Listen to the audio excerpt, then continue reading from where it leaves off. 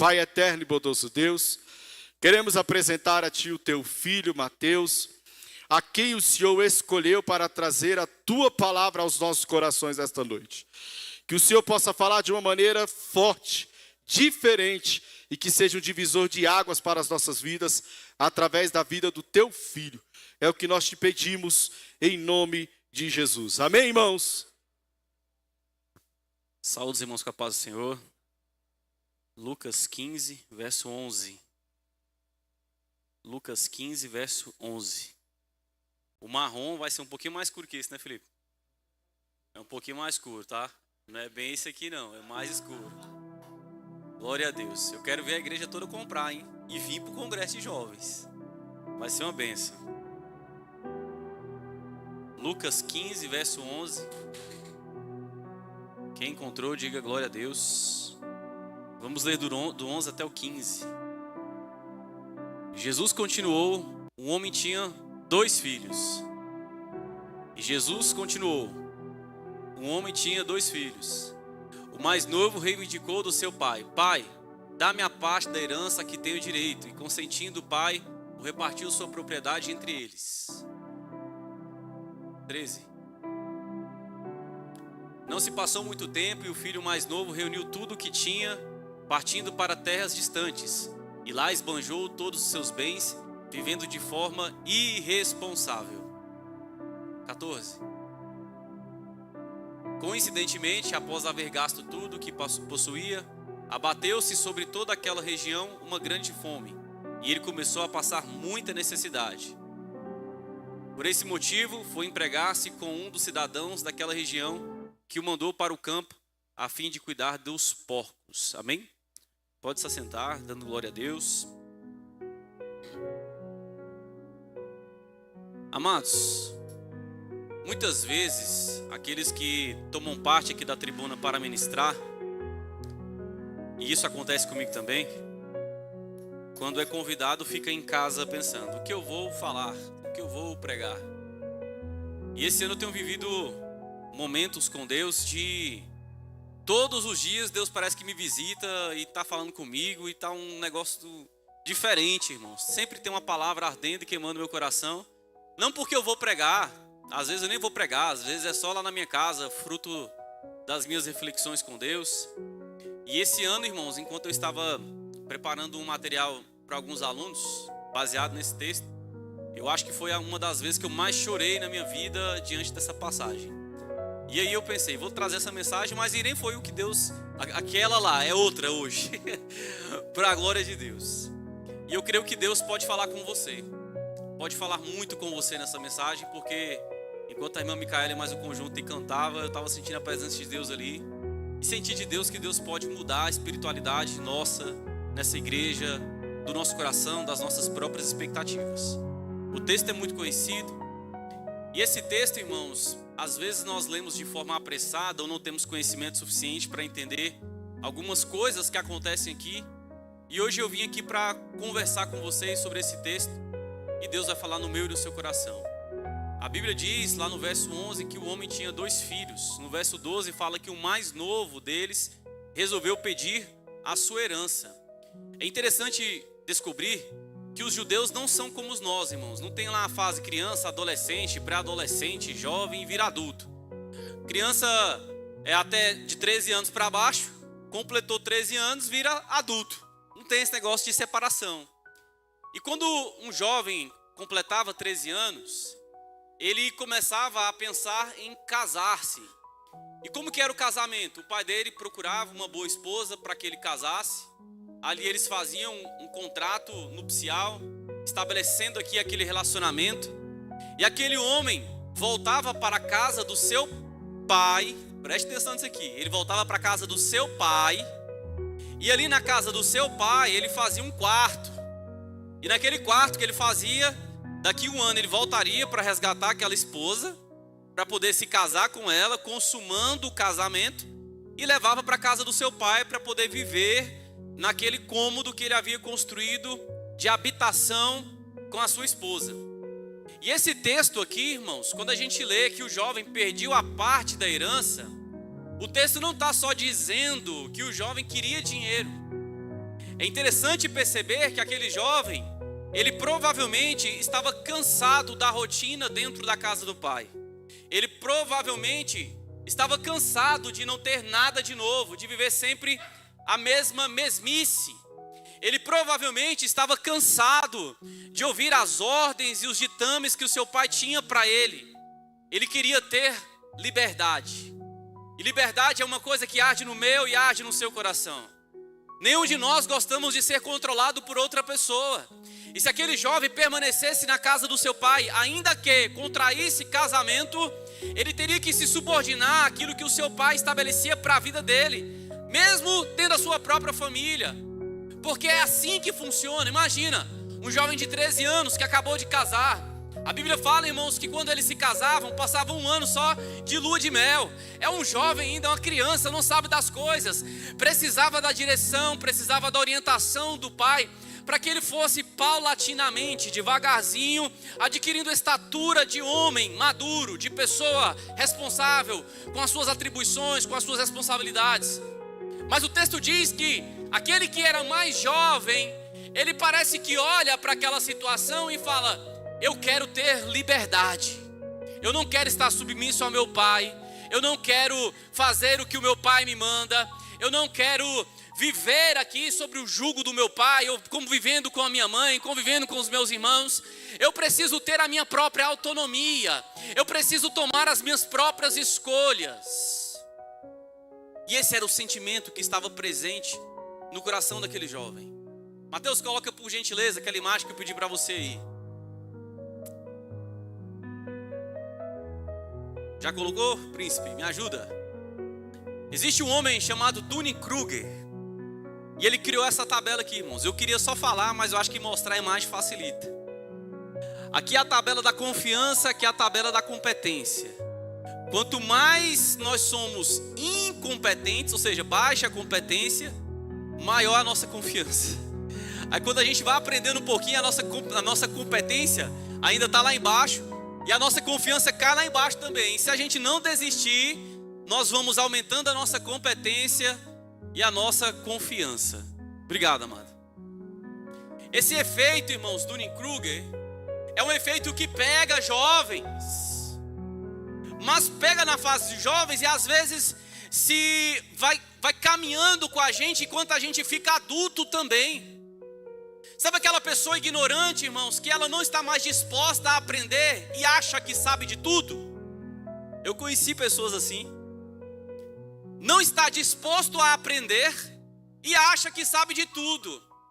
O homem aqui não está na imagem, mas ele fala bem assim, ó: quanto menos você sabe, mais confiança você tem, mais idiota você é. E é esse jovem. Ele não viveu a vida dele, ele não adquiriu as experiências que precisava adquirir, mas ele se achava, irmãos, confiante o suficiente para poder lidar com o dinheiro, para poder lidar com a responsabilidade e lidar com a liberdade que ele tanto estava ansiando. E é isso que ele faz. E olha o que diz o livro de Provérbios 14, 12.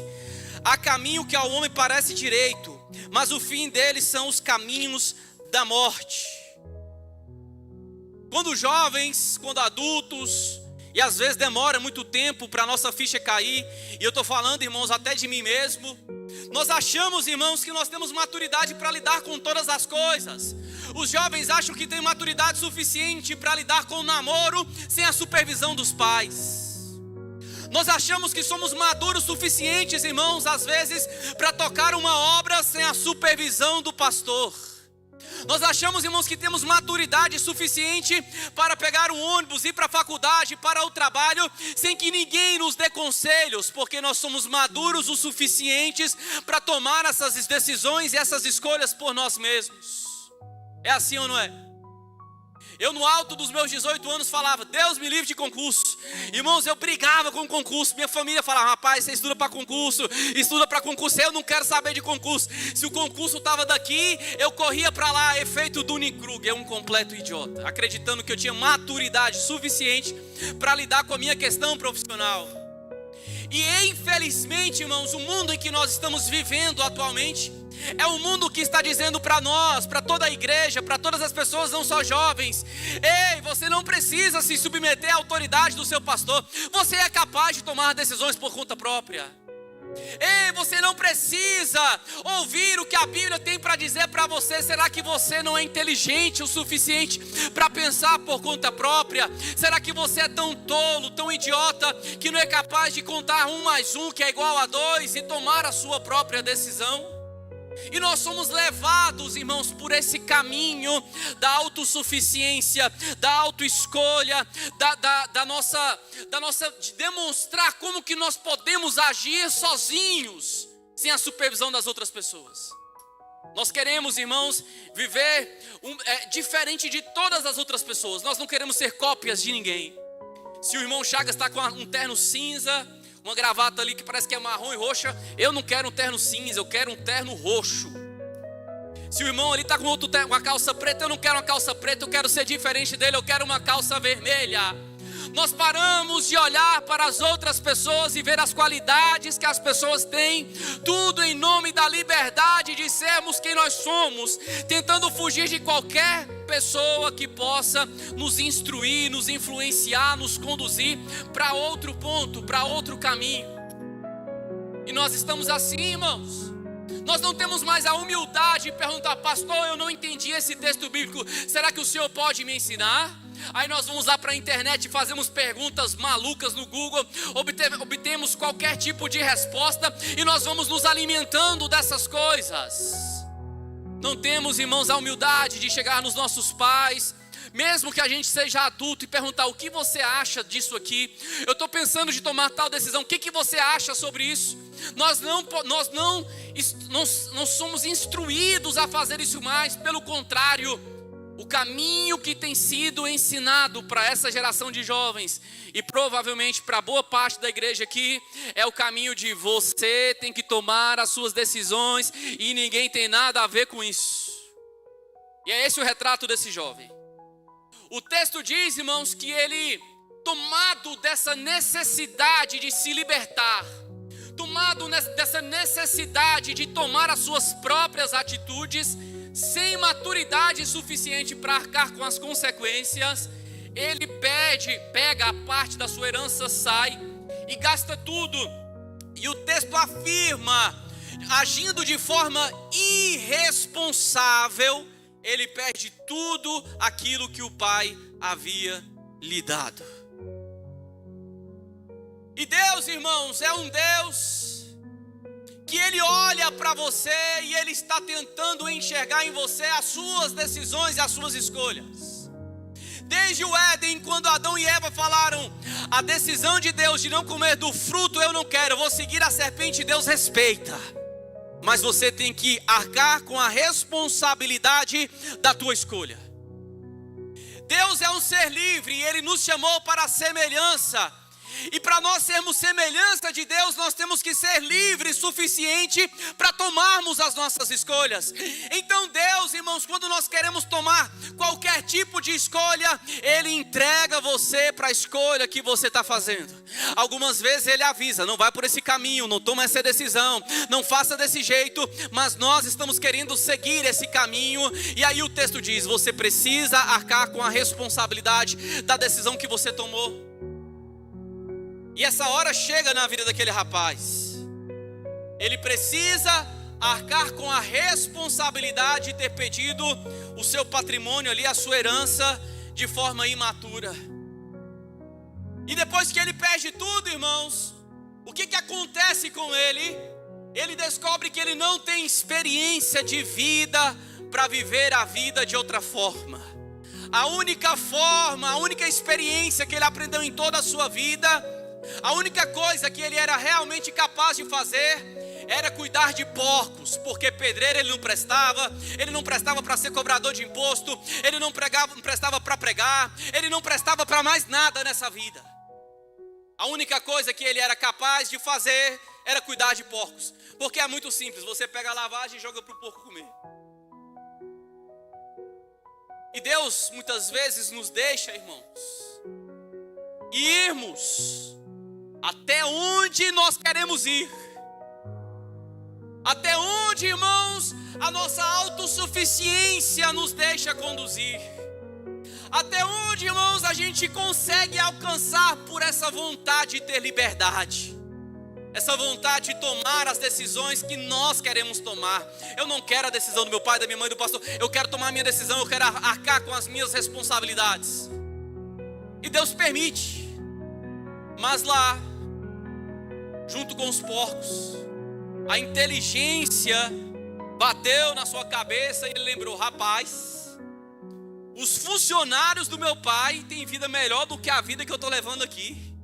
É melhor eu voltar para a casa do meu pai e pedir para que eu possa ser pelo menos um trabalhador junto com ele. Provérbios 16:18 diz: a soberba precede a ruína, a altivez do espírito precede a queda. O verso 17 diz o seguinte: ele caindo em si, olha essa palavra, caindo em si, ele decide voltar para onde ele nunca deveria ter saído. Certa vez eu li um livro chamado Temor e Tremor. E nesse livro, irmãos, conta a história de um grande teólogo. E ele, depois de ter uma desventura no casamento, ele resolve não se casar mais. E ele resolve ficar recluso dentro de si. E ele não quer ter nem amigos mais. E ele diz o seguinte: que as paredes da sua casa se tornaram espelhos convexos, de forma que ele pode até tentar olhar para fora, mas a única coisa que ele enxerga é a sua própria imagem refletida no espelho. Em outras palavras, esse mesmo teólogo que viveu uma vida bem parecida com o filho pródigo, estava querendo dizer que quando, irmãos, a nossa vida fracassa, quando nós estamos distantes do Pai, quando nós olhamos para nós e a única coisa que estamos fazendo é servir lavagem para porcos, e não é essa a promessa que Deus tem para mim e para você. Quando nós estamos nessa situação e fazemos uma autorreflexão, é a hora que nós percebemos o quão idiotas somos. É a hora que nós percebemos o quão imaturos somos. É a hora que nós percebemos o quão irresponsável nós fomos. É a hora que nós percebemos que nós não temos experiência suficiente para lidar com a liberdade.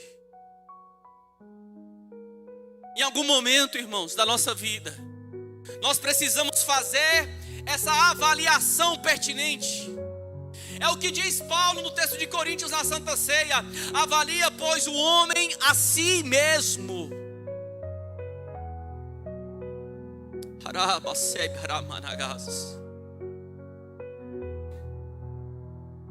Avalia, pois, a ti mesmo. Olha para você. Quais são as coisas que você tem buscado? Quais são as coisas que você tem desejado? O que tem queimado no seu coração? Qual é a autoavaliação que você faz de si mesmo? Quando você olha no espelho, você sente orgulho da transformação que o Evangelho tem produzido em você? Ou você olha e vê fracasso? Você olha e vê projetos interrompidos? Você olha e vê uma promessa que nunca se cumpre? Você olha e vê um Deus que está distante, tão distante de você?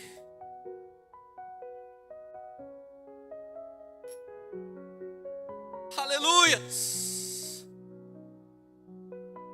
Nós estamos vivendo uma igreja, eu não estou falando da Adalbo Sede, eu estou falando da igreja de uma forma geral.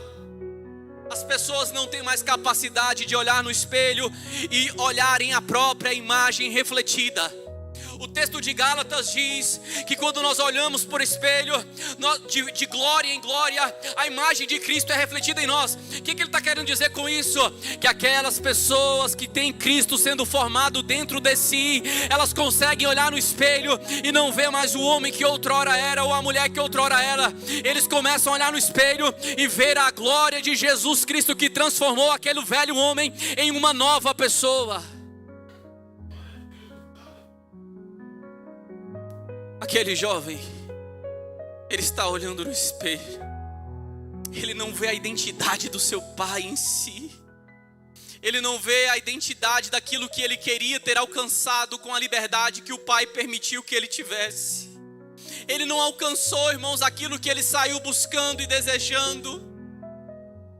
Os jovens talvez não tenham capacidade de entender e perceber isso, porque eles estão nesse processo de caminhar em busca de uma promessa, em busca de um objetivo. Mas quantos são os adultos que estão aqui, aqueles que têm 30, 40, 50 anos, que têm visto sobre si mesmo muitas promessas que ficaram para trás, que têm visto sobre a sua própria vida uma imagem do Cristo que ainda não é completamente refletida, que olha para si mesmo e fala: Deus ainda tem uma grandiosíssima obra para fazer em mim. Ainda ontem eu estava conversando, irmãos, com uma pessoa que no meu trabalho ele era tido como um dos maiores cristãos que tinha. E esse abençoado, irmãos, resolveu praticar um pecado. E o diabo é astuto, irmãos. Alguém que não conhecia ele, não sabia nada, pegou o celular e filmou ele praticando aquele pecado. E esse vídeo, irmãos, explodiu, estourou, rodou o Brasil todo. Na imagem não mostra o rosto dele, na imagem não mostra o nome dele, não aparece nada, de nada. Mas todo mundo daqui da região conheceu ele por conta do número que aparece na imagem. E falou: rapaz, essa é a pessoa aqui, é o fulano. E agora, irmãos, imagina essa pessoa tendo que chegar, irmãos, perante todo mundo que reconhecia nele um verdadeiro cristão, todo mundo que reconhecia nele um verdadeiro crente, chegar e dizer bem assim: ó, eu pequei mesmo. Porque muitas vezes, irmãos, as pessoas dizem que Deus não escandaliza ninguém, Deus não envergonha ninguém. Negativo. Às vezes Deus permite que essas coisas aconteçam para que mudanças possam ser promovidas. E ele me disse ontem, Mateus, foi a melhor coisa que aconteceu na minha vida. Eu tive que chegar na minha esposa e pedir perdão. Eu tive que chegar na minha igreja e pedir perdão. Toda a imundícia que estava debaixo do tapete, ela saiu para fora. E agora eu posso dizer para as pessoas: eu não estou limpo completamente, mas eu estou sendo tratado por Deus.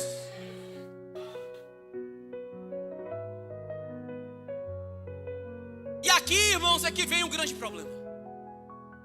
Aquele jovem, ele não queria ser dependente do pai, na casa do pai, ele queria ter liberdade. Porém, irmãos, quem fala ou prega sobre livre-arbítrio tem um mau conhecimento bíblico. Nós não temos liberdade plena, nós não temos liberdade completa, ninguém é completamente livre. Ele não quis, desejou ser independente do pai.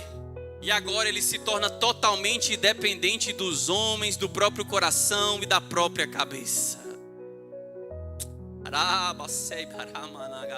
Deixa eu traduzir para você. Outra hora Deus te aconselhava, aí você não ouviu o conselho. Agora a única pessoa que pode aconselhar o teu coração enganoso, a tua mente corrupta e as pessoas que estão à sua volta que querem o teu mal.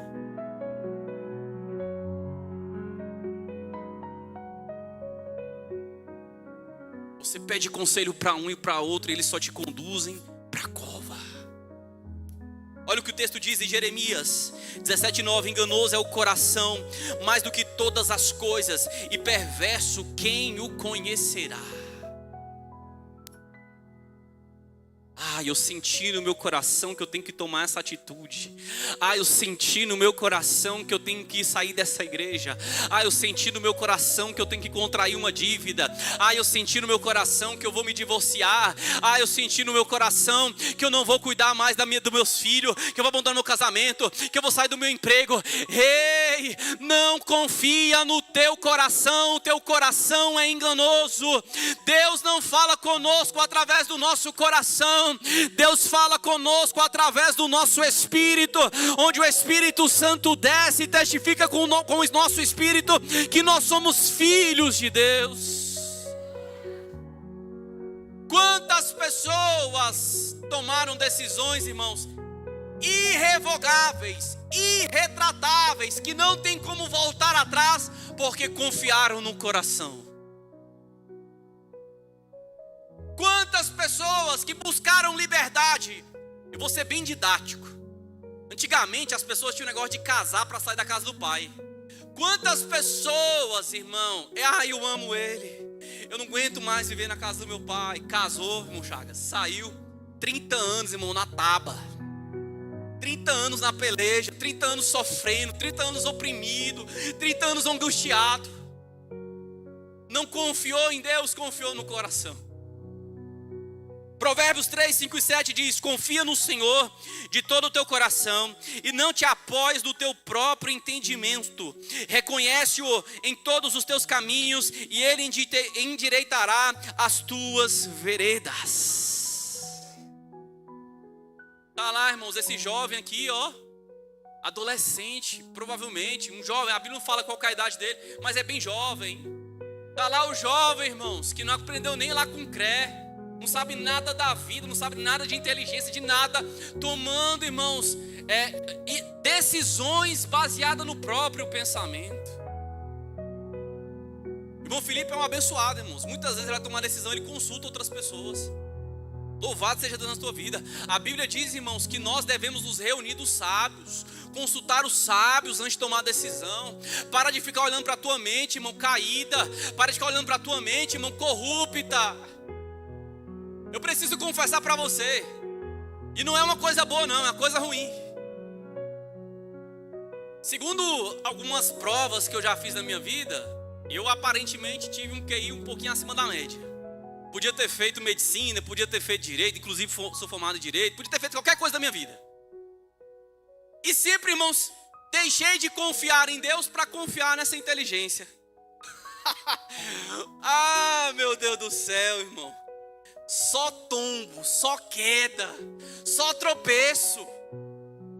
Aí tá lá o abençoado, irmão, que tem um QI bem baixinho, que não estudou nada, que só tira nota ruim na escola querendo tomar decisão por conta própria.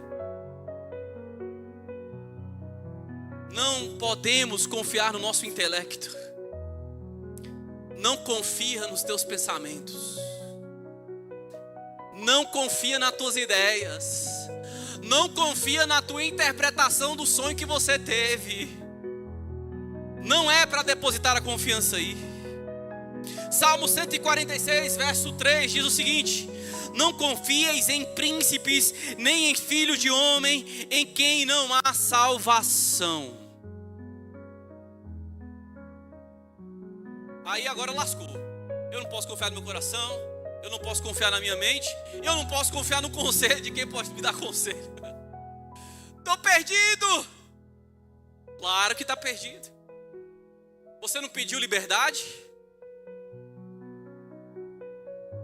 Você não traçou os seus próprios sonhos? Você não traçou a própria rota da tua vida? Você não marcou um destino para onde você quer ir e disse para Deus: se Deus quiser, Ele que me acompanhe porque eu estou indo.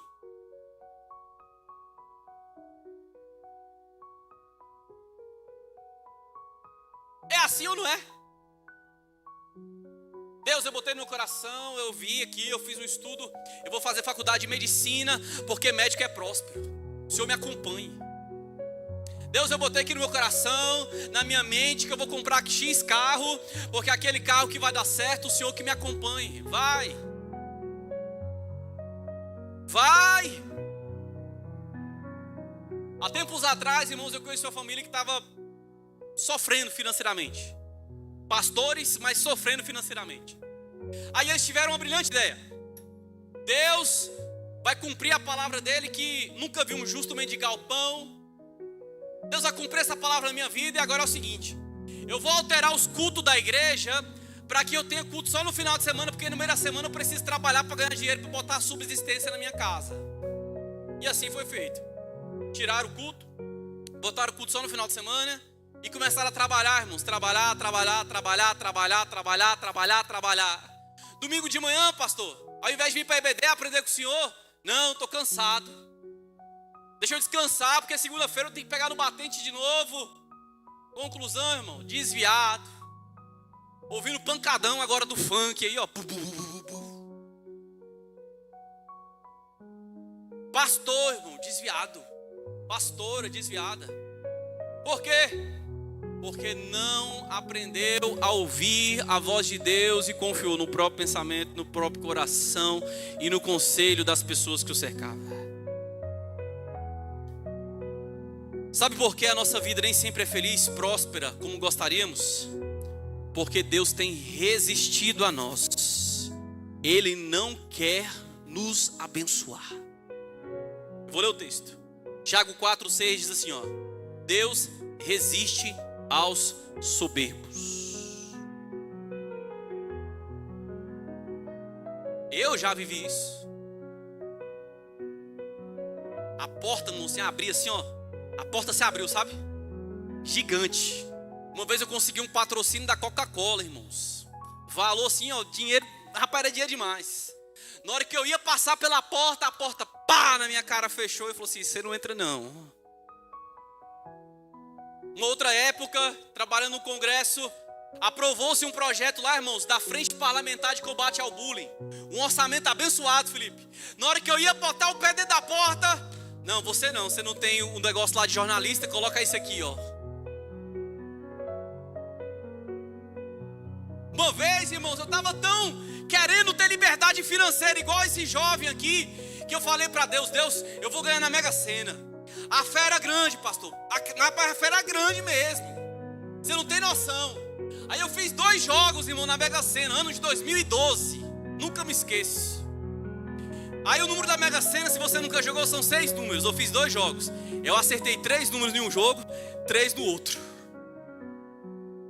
Aí Deus falou assim: nem a quadra, miserável, você vai ganhar.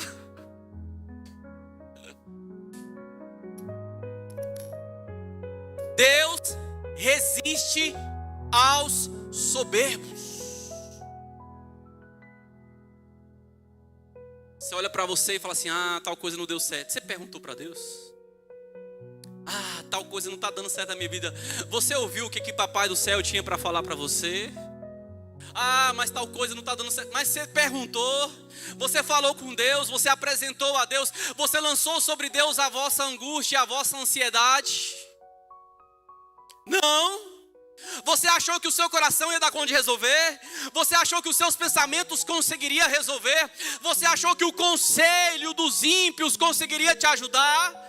Olha o que o texto está dizendo: ainda que fosse para dar certo, Deus decidiu resistir a você. Deus resolveu fazer você como o barro do vaso, te moer, te amassar. A porta para você não abre. A porta para você não vai se abrir. Existe um homem chamado C.S. Lewis, e ele diz o seguinte: reconhecer nossas limitações não é fraqueza, é a fonte da nossa força. É quando nós dizemos: Deus, eu não consigo ter uma ideia de como é que eu vou resolver isso aqui. Me dá uma ideia, Deus. Aleluias. É quando eu falo para Deus: Deus, o meu coração não consegue discernir.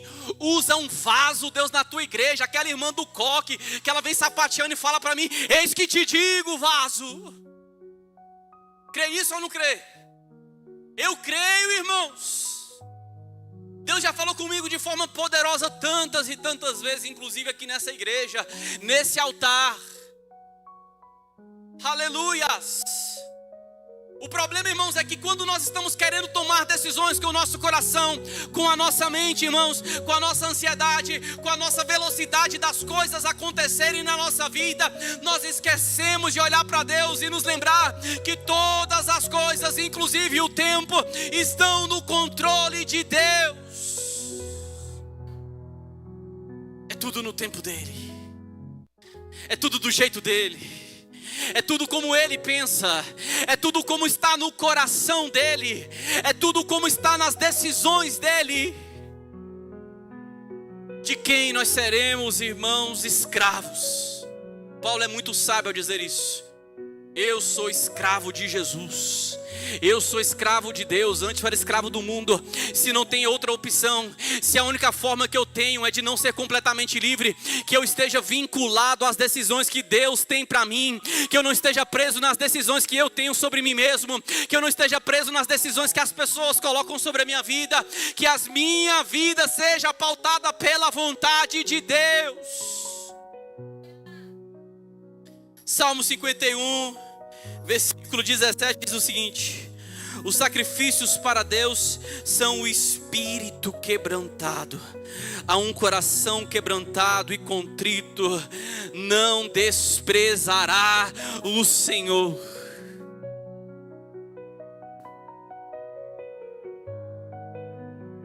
Deus, irmãos, está à procura de você no teu quarto. Deus está, irmãos, ansiando que você tome consciência que aonde você está alimentando porcos não é o teu lugar. Deus está ansiando, irmãos, para que você entenda que aquilo, a liberdade que Ele te deu, o dinheiro que Ele te deu, as coisas desse mundo que Ele te deu, para Ele não é nada. A única coisa que importa para Ele é o relacionamento de pai e filho.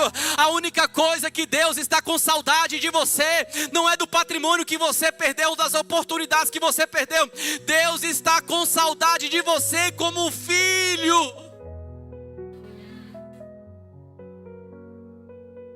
Aleluias. Aleluias. Aqui muitas pessoas têm pais. Minha mãe separou do meu pai, eu tinha 7 anos. Eu nem tenho lembrança do meu pai nessa época.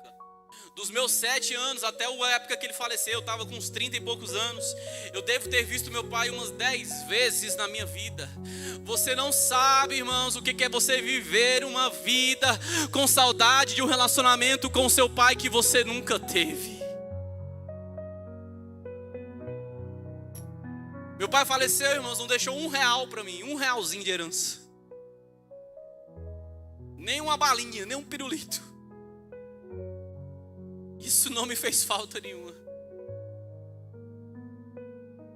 O que arde meu coração ainda, irmãos, é o tempo que eu perdi, que eu poderia ter sido filho dele e eu não fui.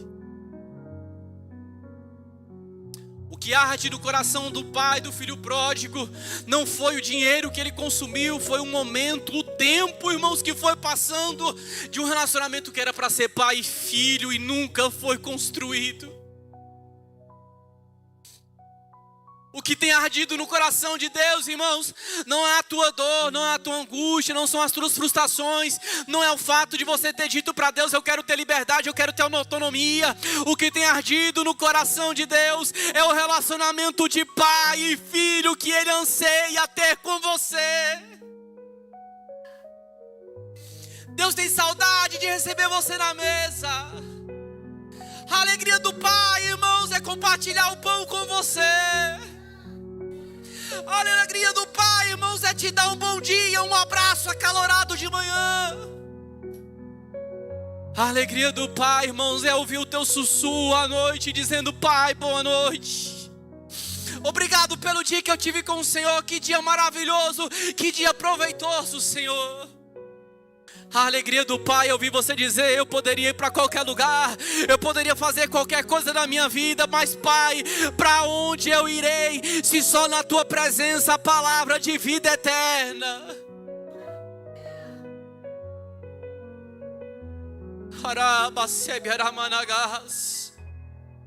A história do filho pródigo nunca foi sobre dinheiro. A história do filho do pródigo é uma história sobre relacionamento paterno.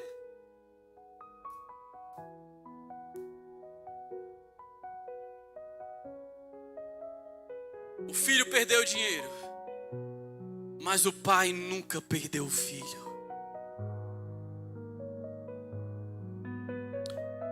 Você perdeu oportunidade, você perdeu dinheiro, você perdeu tempo, você ficou num casamento frustrado, você ficou num emprego que não te satisfaz, você estava trabalhando no lugar, irmãos, que tem feito você suar e sangrar, você tem tido burnout, você tem tido ansiedade, tem tido depressão, você tem tido todas as coisas, mas Deus me trouxe aqui nessa noite para te dizer: o Pai nunca te perdeu, o Pai nunca se esqueceu de você, o Espírito Santo e Jesus Cristo nunca pararam de interceder pela tua vida.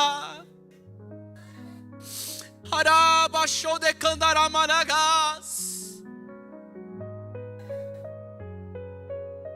Irmãos, é o próprio Deus que ora para o próprio Deus, pedindo: volta, filho, dá uma oportunidade para o filho, dá uma oportunidade para ele, Senhor, muda a mente dele, muda o coração, muda os pensamentos, muda as amizades, traz ele de volta para mim, com um coração quente, queimando, ardendo, um coração que não é soberbo, mas um coração quebrantado, moído pela vida, moído pelas aflições, moído pelas dificuldades, moído por conta do porco, moído por conta da lavagem, moído por conta das percas. Aleluias.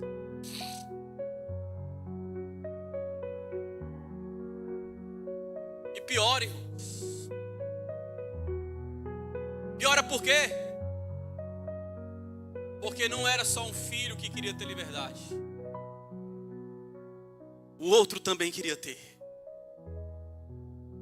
Mas um foi corajoso, pastor Chagas, de falar: pai, me dá a minha parte que eu vou sair.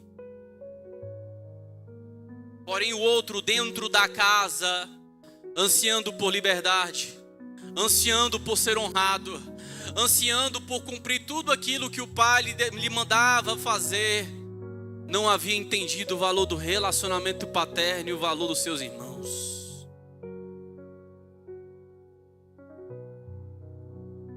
Aí fica aqui, irmãos, eu estou falando de mim também. Fica lá o crente na igreja, 5, 10, 15, 20 anos, 30 anos, 40 anos, esperando Deus olhar para ele e falar: filho, agora eu vou te honrar. Você não foi embora, eu vou te honrar porque você não foi embora. Mas dentro de você está pensando assim: meu pai só é bom com aqueles que não valorizam ele. Em outras palavras, para ficar bem compreensível, Deus não me abençoa, mas abençoa o ímpio. Eu não tenho um casamento feliz, mas Deus tem abençoado o casamento do ímpio. Eu estou aqui sofrendo, angustiado, com depressão, amargurado, enquanto isso o ímpio passa bem aqui na minha frente, aqui no carrão, com a esposa maravilhosa, o marido maravilhoso, mora numa mansão, tem uma vida dos sonhos. E meu pai nunca me honra, meu pai nunca me vê, meu pai nunca olha para mim.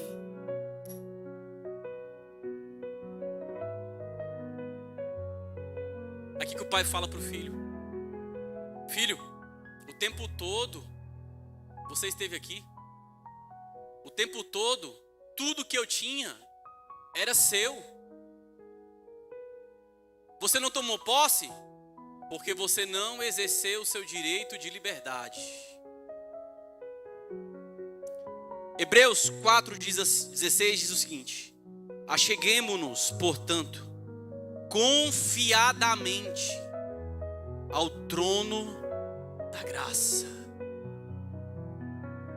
Em outra versão diz: acheguemo-nos com ousadia ao trono da graça.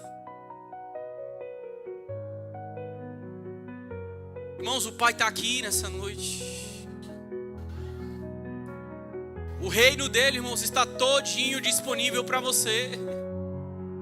Ele tem milagres, maravilhas, sinais, prodígios para te dar, para te conceder. A Bíblia diz: aquele que deseja o episcopado, boa coisa deseja. A Bíblia diz, irmãos: buscai pelos dons do Espírito Santo, porque Deus vai conceder para você. O problema, irmãos, é que nós estamos querendo ter liberdade, não para pedir o reino de Deus, mas para pedir as coisas do reino dessa terra. Nós não estamos usando, irmãos, a liberdade que o Pai nos deu para avocarmos ou para assumirmos a posição de filho de Deus. Nós queremos ter a liberdade, irmãos, para chegar até Deus e dizer: arranca aquele príncipe da terra porque eu quero sentar no lugar dele. Arranca aquele médico daquele lugar porque eu quero assentar lá. Arranca aquele empresário porque eu quero ser empresário. Arranca aquele dentista porque eu quero ser dentista, eu quero ser próspero, eu quero conquistar a terra. E Deus está dizendo: achegar-se ousadamente ao trono da graça, para que recebamos misericórdia e achemos graça. Irmãos, eu estou preocupado de verdade. Ou é porque que as pessoas não oram mais a Deus pedindo, irmãos, batismo com o Espírito Santo. Ou é porque que as pessoas não oram, irmãos, pedindo dom de profecia. Ou é porque, irmãos, que as pessoas chegam na igreja e não dizem: Deus, eu estou cansado dessa mesmice, mas eu não quero ir embora, Senhor. Eu quero prestar um culto que o meu coração queima por Ti, Deus. Eu não quero mais essa mesmice desse culto, Senhor. Eu quero ter uma visão, Senhor, espiritual. Me arrebata hoje, Deus, desse culto. Deixa eu ver o terceiro céu. Deus, me torna homem de oração, me torna mulher de oração. Deus, me dá águas lindas para Jesus, eu quero ser um pregador. Deus, me dá hinos e poesias, eu quero cantar das Tuas maravilhas e das Tuas grandezas. O filho está na casa, mas não sabe a riqueza que o pai tem para dar. O filho está na casa do pai, morando com o pai, mas ele não sabe a riqueza que o pai tem para compartilhar. Porque ele só se lembra do filho que foi embora. Ele só se lembra do dinheiro que está lá fora. Ele só se lembra da festa que está lá fora. Mas o texto de Hebreus, que me fez trazer essa mensagem, termina assim: a fim de sermos socorridos em tempo oportuno. Aleluias. Ainda dá tempo, irmãos. Ainda dá tempo de nós sermos uma igreja fervorosa. Ainda dá tempo, irmãos, de nós sermos uma igreja que reconhece na nossa fraqueza uma oportunidade para botar o joelho no chão e dizer: Deus, eu não dou conta, mas o Senhor dá conta. Deus, eu não sei, mas o Senhor sabe. Deus, eu não consigo, mas o Senhor pode. Operando Deus, quem impedirá? Ainda é tempo, irmãos, de buscar o reino de Deus. Ainda é tempo, irmãos, de ver Deus na casa. Ainda é tempo de abraçar o Pai na casa. Ainda é tempo, irmãos, de prostrado com os joelhos no chão diante do Pai, dizendo: Pai, eu queria coisas lá no mundo, mas eu estou entendendo que sem a Tua presença eu não tenho nada. Tudo é perca, como foi cantado aqui nessa noite. Não tenho para onde ir.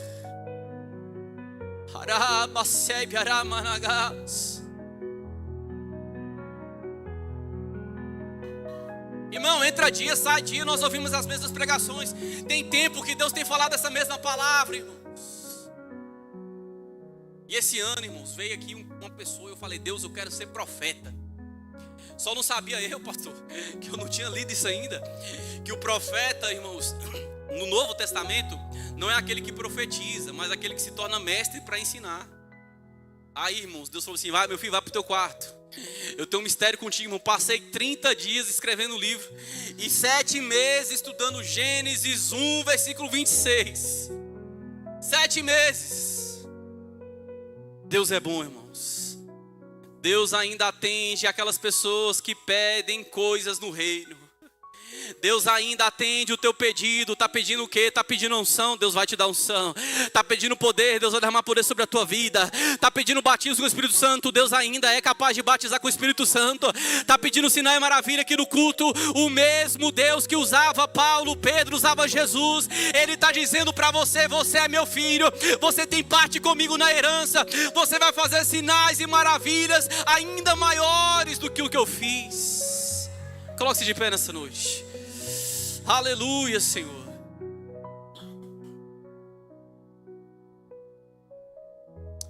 Aleluia. O Pai está na casa. Aleluia. Pela porta entrou hoje o filho pródigo. Pela porta hoje também entrou o filho que não quis ir embora. Ambos os filhos estão na casa. E pela porta talvez tenha um terceiro filho que já estava grudado no pai, agradecendo a presença do pai.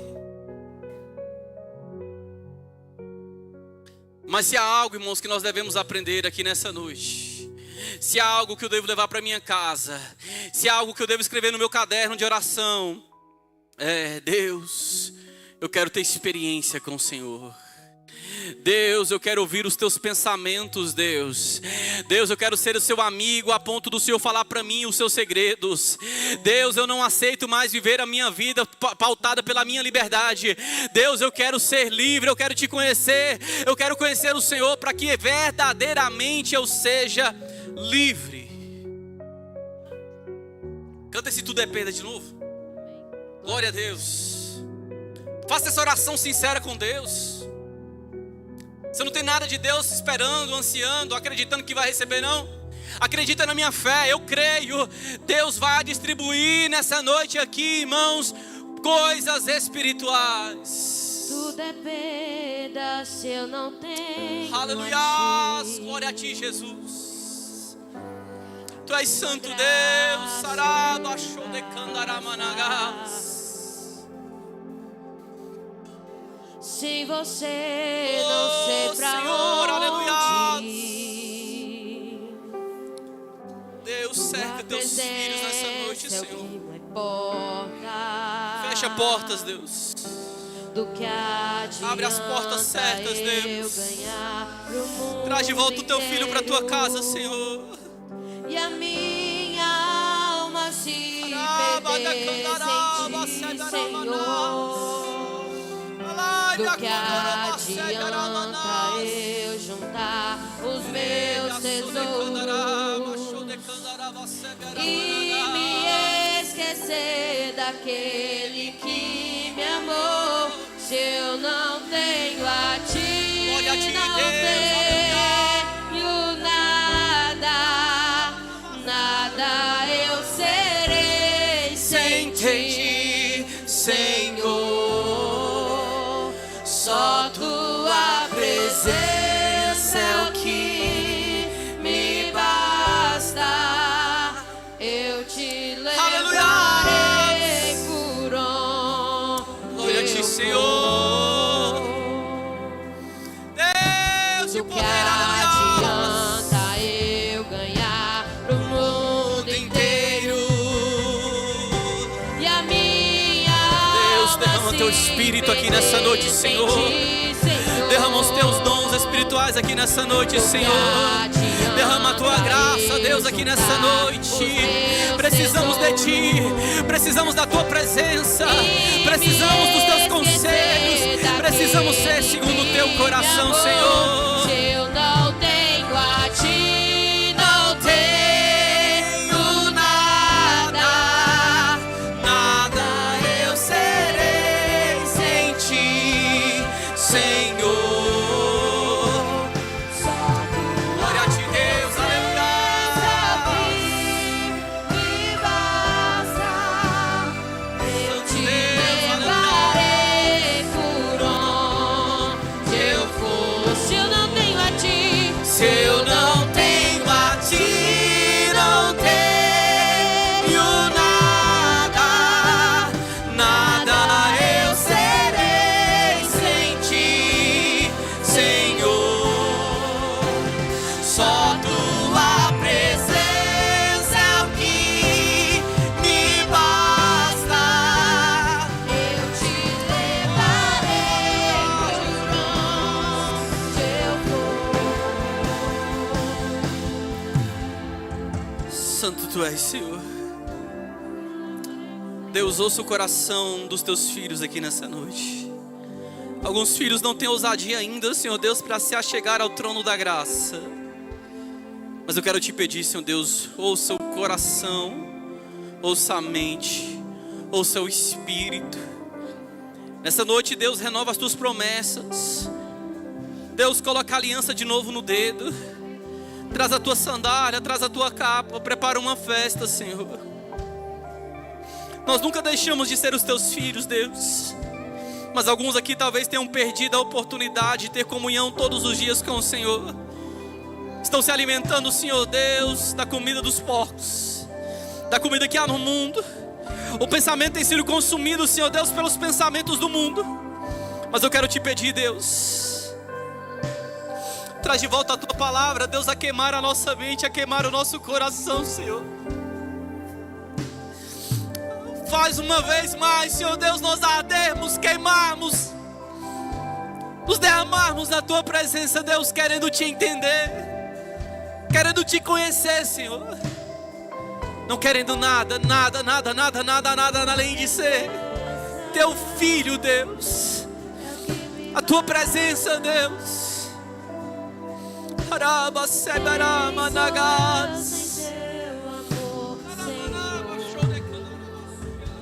Tua presença é o que me basta. Quem sou eu sem teu amor, Senhor? Você pode glorificar a Deus? Pode cantar. É o que me basta. Se você puder louvar este hino. Quem sou eu sem teu amor, Senhor? Tua presença é o que me basta. Quem sou eu sem teu amor, Senhor? Se eu não tenho a ti, Não tenho nada, nada eu serei sem ti. Senhor, só Tua presença é o que me basta. eu te levarei por onde eu for. Tem algo nesta mensagem que fala muito ao meu coração. Que a liberdade que o mundo plantou no coração desse jovem era uma liberdade mentirosa. E ele conheceu essa liberdade mentirosa. E ele dá um grito da liberdade mentirosa. Mas o segundo grito que esse jovem dá da liberdade é quando ele reconhece o erro, que é o que foi dito aqui. Eu não sei como está a sua situação, mas eu sei que você está com medo de dar um grito de liberdade só porque tu é o filho do patrão.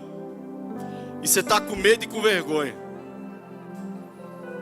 A mensagem que foi ministrada aqui, a palavra que foi dita aos nossos corações, foi para fortalecer você a se levantar e sair de onde Deus não te colocou.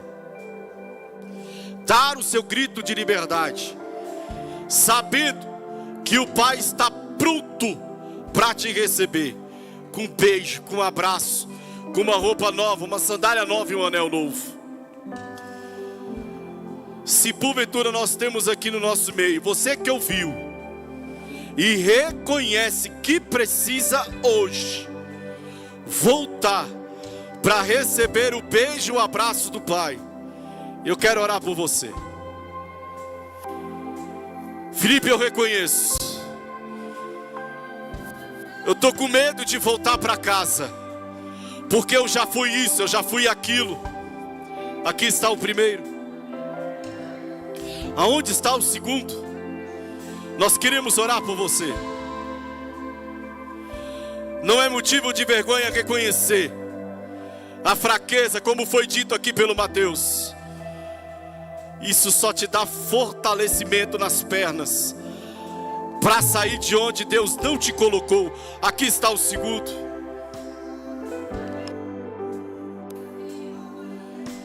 Esta noite é uma noite de liberdade para a sua vida, para a sua família. Entenda isso. Jesus tem uma roupa novinha para você, irmão. Jesus tem uma aliança, um anel novo para colocar nos teus dedos. E a roupa está pronta para te servir. Aqui está a terceira. Eu vou chamar só mais uma vez, eu quero orar por você. O Espírito Santo está dizendo que tem mais gente que precisa vir aqui na frente receber esta oração. Tu vai entregar tudo para Jesus aqui. Tu vai sair sem este peso nas costas, sem esta condenação do mundo. Aqui está a quarta. Eu vou contar até 5 e depois eu paro. 1, 2, 3, 4. Jesus está pronto para te receber. 5. Vem cá, Mateus. Aqui estão as 4 vidas, ou só 3? Você também? Ou só veio abraçar? 3. Nós vamos orar por cada um deles. E esta mensagem não foi só para jovem e solteiro não, irmãos. Jesus falou com os casados também. Se você que está no seu lugar não teve a força, eu quero pedir para que você coloque a mão no seu coração onde você estiver aí, e que reconhece que precisa deste abraço do Pai.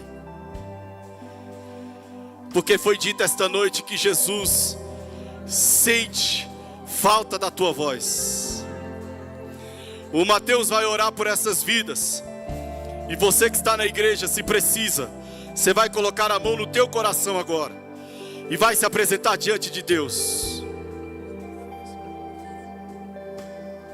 Senhor Deus eterno Pai, quero te pedir, Senhor Deus, nessa noite, quebra, Senhor Deus, toda barreira que foi levantada, toda ponte que foi destruída, todo relacionamento que foi cortado, Jesus, que nessa noite o Senhor restaure, devolva a eles, Senhor Deus, no coração deles a certeza que eles são filhos e que eles possam se sentir bem, Senhor Deus, na tua casa, Jesus.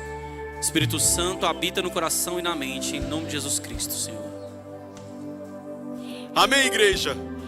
Se você pode comigo glorificar a Deus, glorifique a Deus. Aleluia.